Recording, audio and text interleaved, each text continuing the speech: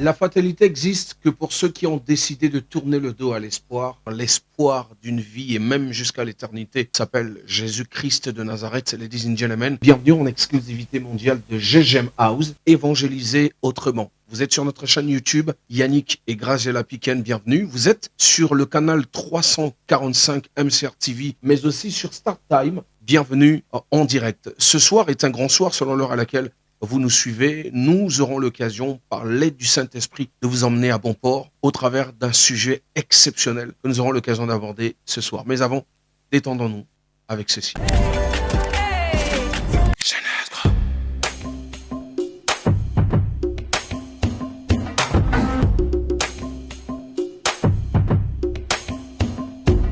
Frère, cadeau, tiens, laisse tomber dans quoi tu es, Dieu t'aime.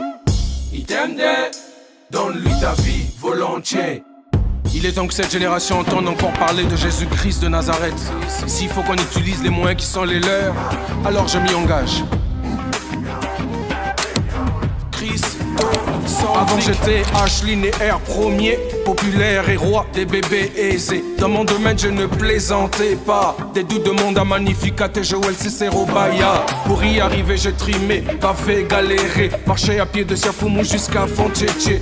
Humilié, insulté, critiqué, accepté, encouragé, célébrer. La grâce m'avait localisé. Mon étoile commençait à briller. Mon nom partout dédicacé. De simple stagiaire hier, directeur, programmeur fier. Frère, cadeau, tiens, laisse tomber dans quoi tu es. Tu comprends pas toujours que c'est plus qu'un refrain, c'est un appel. Donne-lui ta vie volontiers. On t'a pas dit mais c'est Laisse mon Gus qui a fait le sang. Freestyle session. Tu fais quoi même dans le monde? Tu fais quoi dans le monde? Nous on a bu, on a touché aux filles, mais ça n'a rien donné. Oh, laisse ça. Y'a rien dedans mon frère, tu perds ton temps. Écoute, j'ai fait du sale avec les filles. Je buvais mal pour être dans le style. J'ai plusieurs fois été proposé de signer, mais Namawanaye, le Tout-Puissant m'a épargné de tous ces détracteurs. Convaincu du péché, de la justice et du jugement, Dieu a fait de moi un parfum de bonne odeur. J'étais chrétien à mi-temps, ma vie c'était pardon Seigneur tout le temps. Tu fais quoi là-bas? Y'a rien là-bas. Tu fais quoi là-bas? Pense à ton au-delà. Ce soir, nous avons reçu une note vocale de quelqu'un qui habite l'Afrique du Sud et qui est allé aux États-Unis pour un stage. Et dans sa question, il voulait avoir des réponses et nous avons jugé ensemble avec la grande team Jeunesse Group Ministries, surtout la logistique de chez les Piquen et Associés, que nous serons obligés dans cette émission de vous partager ce qu'il a souhaité avoir comme réponse par rapport à ses préoccupations. Écoutons ensemble cette note vocale. Ok, d'accord, mon grand, il n'y a pas de problème. Merci beaucoup.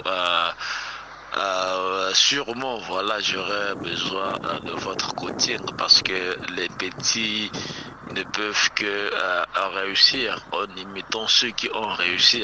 Comme on le dit souvent que l'expérience des anciens est une lampe pour les jeunes. Et voilà quoi, j'aurais vraiment besoin de votre assistance, surtout en termes de coaching, conseils, parce que après le mariage, c'est une autre vie qui commence. Hein. C'est un peu ça. GGM House, évangéliser autrement. J'ai beaucoup aimé sa phrase. Il dit ce qui suit. L'expérience des anciens est une lampe pour les jeunes. Et ce soir encore, nous allons aider ensemble à transmettre ce que le Saint-Esprit dépose dans notre esprit, suivi de notre petite expérience de la vie chrétienne que nous avons débutée par la grâce de Dieu. La première des choses à savoir, et c'est très essentiel, c'est que le célibat n'est pas une malédiction. Le célibat, c'est une étape cruciale par laquelle le Seigneur passe pour forger quelqu'un, afin que cette dernière devienne la meilleure version de la personne qu'on doit attirer. Ok, je vais un peu plus en profondeur. En réalité, on n'attire que ce qu'on est. Tu veux avoir une femme de prière, deviens un homme de prière. Tu veux avoir une femme intelligente, deviens un homme intelligent. Tu veux attirer une femme riche, deviens riche. Au fait, ce que tu veux devenir par le truchement du regard des autres, deviens-le toi-même. En d'autres termes, tu veux avoir des critères qui te plaisent envers une femme, deviens ces critères. Shalom, shalom, nous sommes le groupe Sion et comme vous, nous regardons l'émission GGM House, évangéliser autrement. avec l'adorateur Yannick. Que Dieu vous bénisse. La grandeur d'un homme s'exprime par sa modestie. Ce soir, modestement et par l'aide du Saint-Esprit, nous aurons l'occasion de vous octroyer quelques conseils sur le mariage, vous l'avez compris, mais surtout l'étape avant le mariage. J'ai, par la grâce de Dieu, le 19 novembre, 3 ans. Et je pense que si je peux en parler, c'est avec ma petite expérience, mais surtout, avant tout ce que le Seigneur me déposera dans mon esprit, j'aurai l'occasion d'en parler pour votre bien. GGM House, évangéliser autrement. L'une des choses que l'ennemi, notre ennemi commun, le diable, Lucifer, vous l'appelez comme vous voulez, fait dans cette génération et même dans le 21e siècle, c'est simplement combattre au plus haut point la famille. Que ce soit dans les jeux vidéo, essais animés, séries, et de plus en plus, même sur la plateforme Meta ou que sais-je, il y a de plus en plus des choses qui détruisent la famille. Bref, vous connaissez de quoi je parle. Son but ultime, c'est détruire la famille parce que Dieu a commencé l'humanité avec une famille. Souvenez-vous, dans Genèse, Dieu avait déjà créé Adam et Ève. Dieu a rendu manifeste Adam dans un premier temps. Et par la suite, lorsqu'il a vu qu'il n'était pas bon que Adam soit seul, il a manifesté Ève. Il est essentiel de savoir qu'avant de pouvoir s'engager, il faut que Dieu, créateur de toutes choses, sache qu'il n'est plus bon que tu sois. Donc, il y a un travail au préalable avant. Et voilà pourquoi, puisque la famille est combattue, il est essentiel de pouvoir savoir d'où on vient, qui on est, qu'est-ce qu'on doit devenir. Le fait de donner sa vie au Seigneur Jésus-Christ est essentiel. Tu peux repartir. Tu peux naître de nouveau. Tu peux tout recommencer. Nous sommes dans la saison d'un nouveau commencement, d'un nouveau départ. Et si tu ne connais pas Jésus encore, je ne te parle pas de prier, je te parle de connaître Jésus, d'avoir donné ta vie à Jésus. Tu sais quand tu as donné ta vie à Jésus. Parce que quand tu lui as donné ta vie, il y a une semence à l'intérieur de toi qu'on appelle la semence de Dieu. Il y a une présence en toi qu'on appelle le Saint-Esprit. Ça ne veut pas dire que tu es parfait, mais tu as juste un désir ardent de connaître Dieu. Il y a une capacité qui te donne de marcher avec lui, si tu lui fais confiance. Jésus veut rentrer dans ta vie. Veux-tu prendre des vêtements? Prendre des vêtements du grand frère. Prendre sa vie et te débarrasser de ta vie.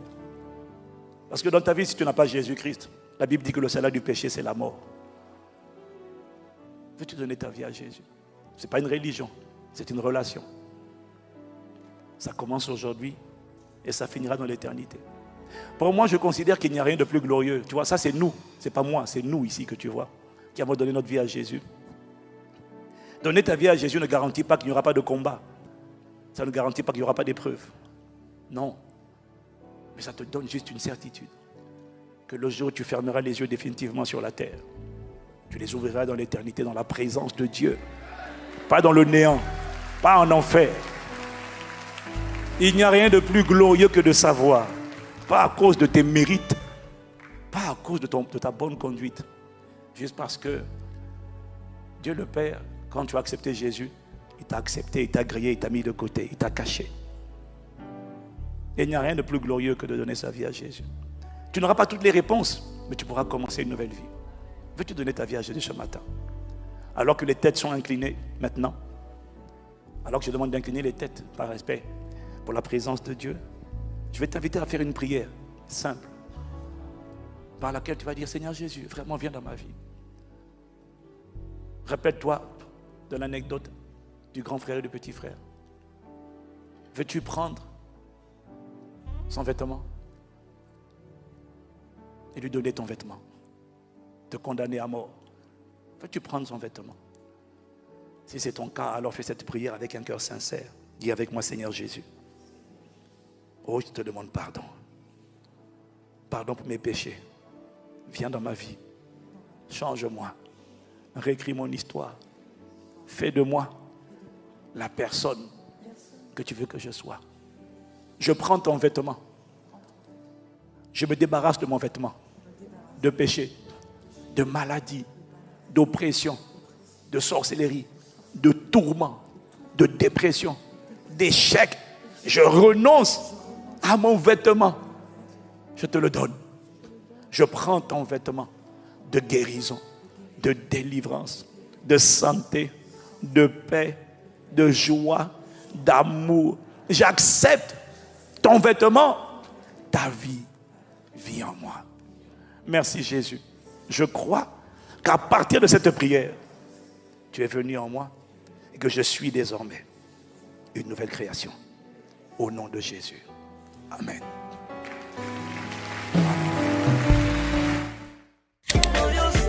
GGM House, évangéliser autrement. On parle de qu'est-ce qu'on doit devenir. Il est essentiel que toutes les personnes qui naissent sans avoir rencontré le Créateur ont en eux la nature adamique. Impossible de faire les choses convenablement. Puisque la famille est combattue, on sait que quand Dieu a décidé de racheter l'humanité pour la première fois, il est aussi passé par une famille, Noé. Nous savons ce qui s'est passé. Par la suite, pour réconcilier l'homme avec lui-même, il a pris la forme humaine, donc Jésus-Christ de Nazareth. Il est aussi passé par une famille, c'est-à-dire Joseph et Marie. Donc il est essentiel de déjà se réconcilier avec le Père pour pouvoir terminer où on va. Parce qu'on vient des familles là où il y a des liens qui ont conditionné de façon inconsciente ou consciente la personne que nous sommes devenus. Par le divorce des papas et mamans, la mort des papas et mamans, la maltraitance des oncles, des neveux, des nièces, dans quel cadre vous avez eu l'occasion de grandir. Mais toutes ces choses, bonnes ou mauvaises, ont conditionné la personne que vous êtes devenue aujourd'hui. Et la seule façon de pouvoir être la meilleure version de soi, c'est rencontrer la source, Jésus-Christ de Nazareth. Une fois que c'est fait, à partir de ce moment-là, il peut avoir maintenant transformation.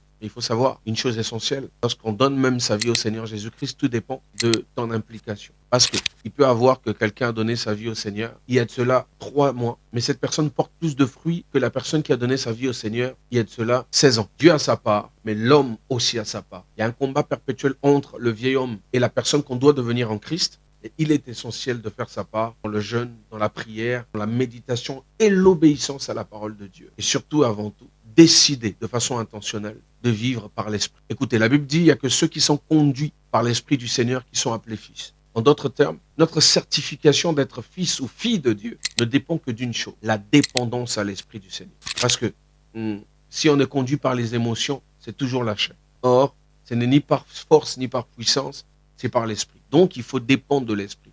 Et pour dépendre de l'Esprit, il faut avoir la connaissance de la parole de Dieu. Et connaître Dieu, ça passe par des étapes cruciales. D'abord, accepter Jésus. Deuxième de choses, se laisser conduire par l'Esprit du Seigneur pour une bonne église. Et la troisième de choses, décider de marcher. Et cette marche optimale est semée d'embûches. J'aime à le dire, le Seigneur est clair dans son contraste dialagmatique avec nous. Il dit que celui qui veut me suivre renonce à lui-même, porte sa croix et me suit. Donc c'est essentiel de pouvoir connaître ces choses avant d'avancer.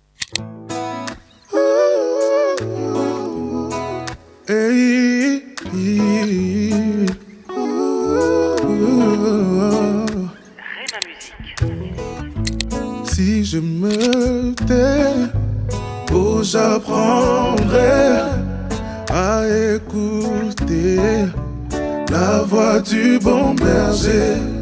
Quand je l'entends, oui, je comprends qu'il a payé pour ma liberté. Christ, ma passion et sa propagande, mon métier. Comprenez que nous évangélisons autrement au travers de GGM House, votre émission désormais disponible non seulement sur notre compte YouTube, mais également sur MCR TV, canal 345, mais aussi sur Star Time. On en parlera. Répondant clairement maintenant à la question de notre bien-aimé frère, dont on tait le nom et on garde l'anonymat. L'une des choses qui doit emmener une personne à faire un choix, plus que ce dernier s'est réconcilié avec le Père au travers de l'acceptation de Jésus-Christ comme Seigneur et Sauveur, c'est de pouvoir savoir qu'on ne se mette pas sous un joug étranger. En d'autres termes, tu ne peux pas épouser une personne qui ne parle pas le même langage de foi que toi. Parce que le mariage, ce n'est pas pour les enfants. Ce n'est pas pour la robe, les invités, la veste, le design, bref, la cérémonie, non. Le mariage commence après, oui, je le veux, après avoir dansé, dès l'instant où vous vous retrouvez après la lune de miel chez vous. Bienvenue au club, le club le plus extraordinaire que le Real de Madrid. Et que ceux qui sont mariés qui connaissent. Très bien. Après cette étape, il est essentiel de pouvoir choisir. Il faut savoir que le choix, c'est vrai que c'est toi qui le fais, mais tu le fais en fonction de ce que dit la parole de Dieu. Et l'amour doit être l'une des choses qui te conduit vers ton choix, mais pas la seule chose, parce que les sentiments mentent. Il faut être sûr que la personne que tu décides de choisir a un amour plus profond que le tien. C'est-à-dire que si toi, tu dois l'aimer à 30%, elle doit t'aimer à 70%. Ah, j'entends déjà, homme de Dieu, qu'est-ce que tu es en train de vouloir nous enseigner? Ce n'est pas le ainsi dit l'Éternel. Écoutons, Éphésiens 5, 25 nous dit ceci. Marie, aimez vos femmes comme Christ a aimé l'Église et s'est livré lui-même pour elle. C'est un ordre. Et il nous intime l'ordre simplement parce que le revers de la médaille en ce qui concerne la soumission est ce qui suit. Une femme qui n'aime pas de façon profonde et considérable a du mal à être soumise. Ne venez pas nous attaquer en commentaire pour tous les féministes qui disent que non, lorsque l'homme assume ses responsabilités, c'est là où la soumission devient plus facile. Non, justement, le fait de ne pas se mettre sous un joug étranger est la base, parce qu'une personne qui craint le Seigneur et aime le Seigneur t'aimera et te sera soumise. Mais à une condition, c'est que l'amour qu'elle ressent pour toi devient plus fort. Voilà pourquoi aimer, c'est d'abord une décision. Parce que je l'ai dit, les sentiments montent. Pour moi, par la grâce de Dieu qui suis marié, il y a des jours où tu te lèves, tu n'as aucun sentiment pour ton épouse. Hein, mais parce que aimer est une décision et que aimer doit se prouver au quotidien, tu es obligé de le faire. La soumission demande un amour un peu plus profond. Donc, dans ton choix, très cher bien-aimé, il est essentiel que tu puisses te rendre compte que la personne avec qui tu vas t'engager doit t'aimer plus que toi, tu l'aimes. La deuxième des choses qui est essentielle dans le choix, c'est le respect.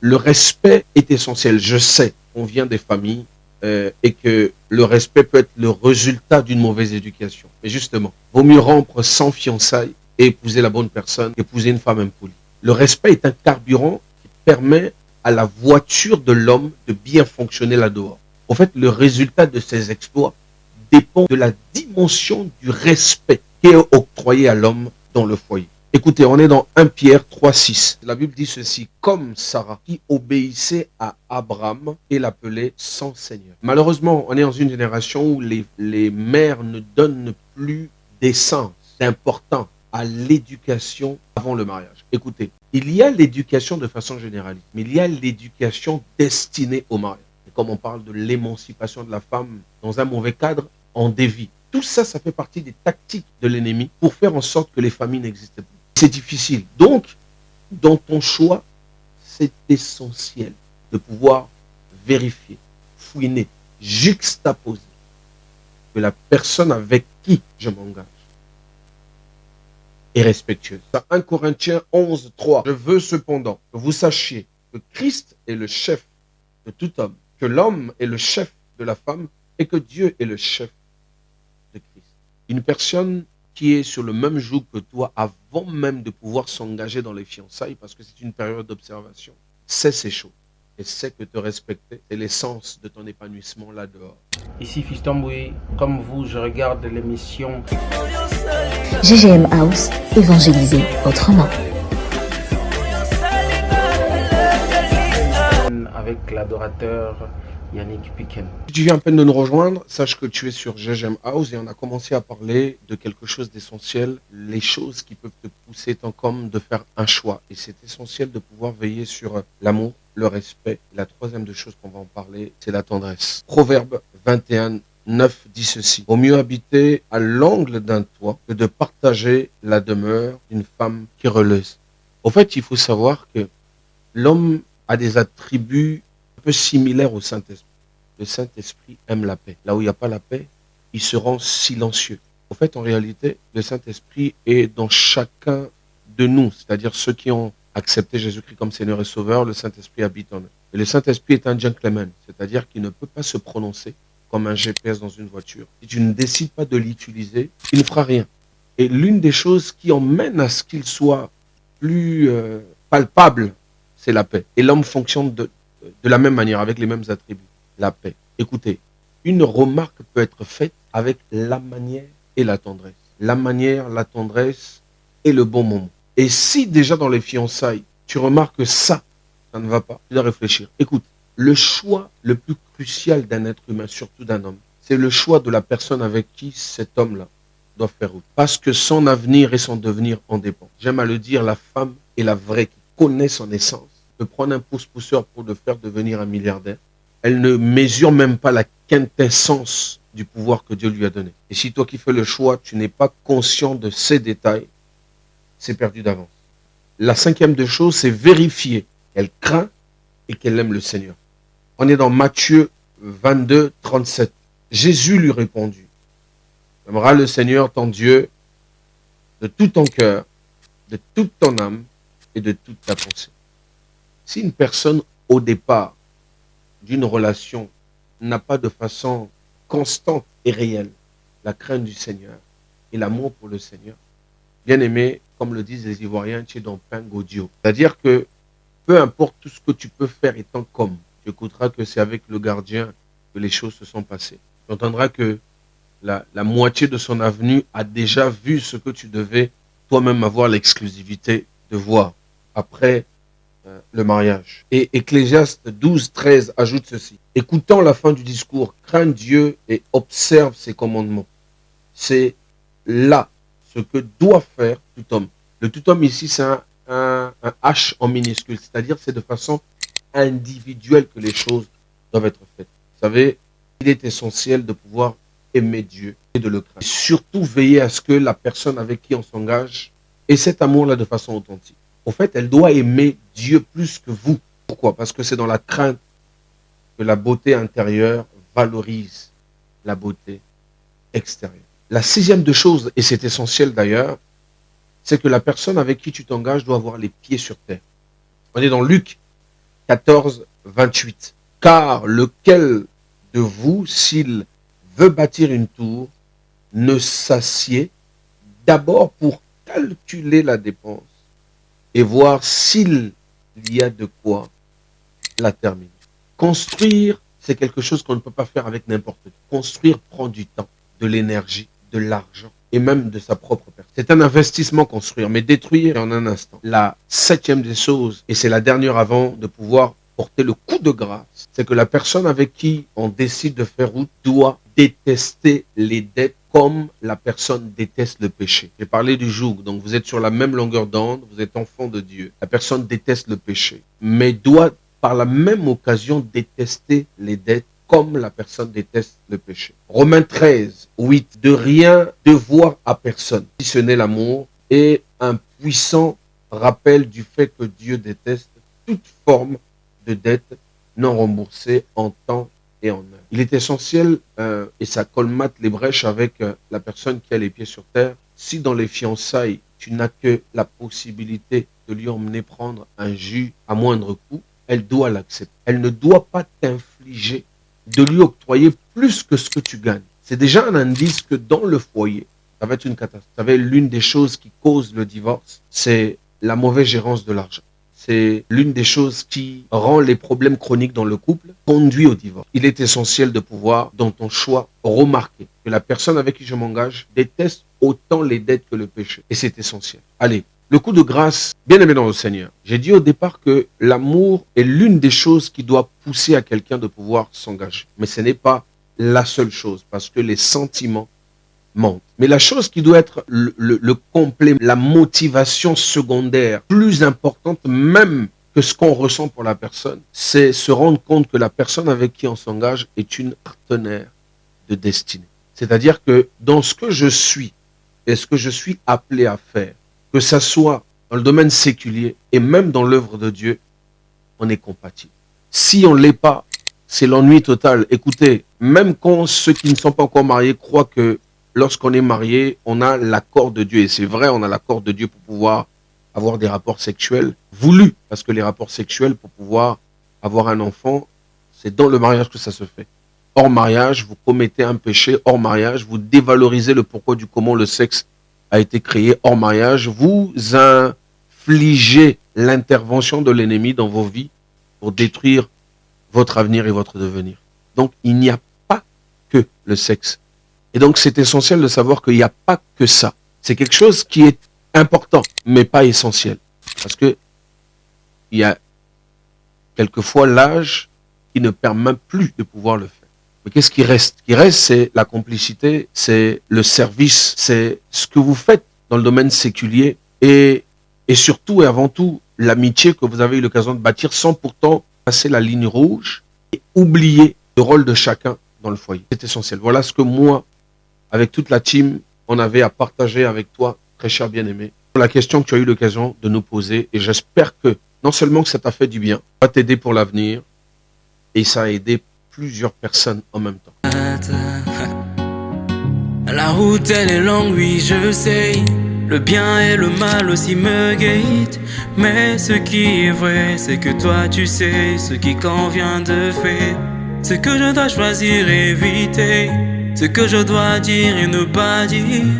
Père, oui je te prie, viens dans ma faiblesse.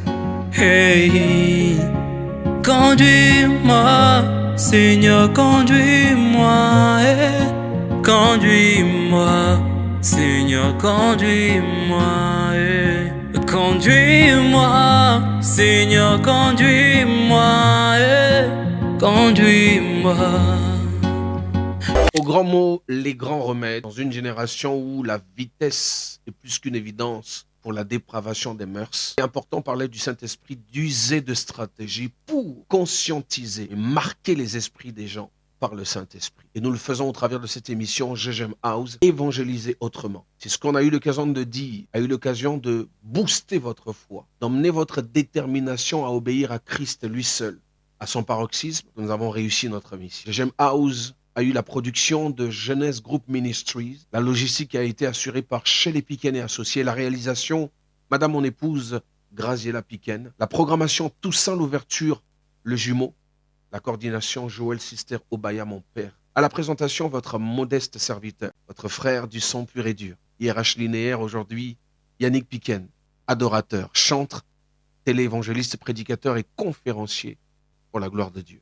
Si Jésus ne revient pas, retrouvons-nous pour un prochain numéro de GGM House avec une note vocale qui nous donnera encore matière à réflexion, surtout inspiration du second consolateur, le Saint-Esprit de Dieu, qui lui sait convaincre du péché, de la justice et du jugement. Que Dieu vous bénisse.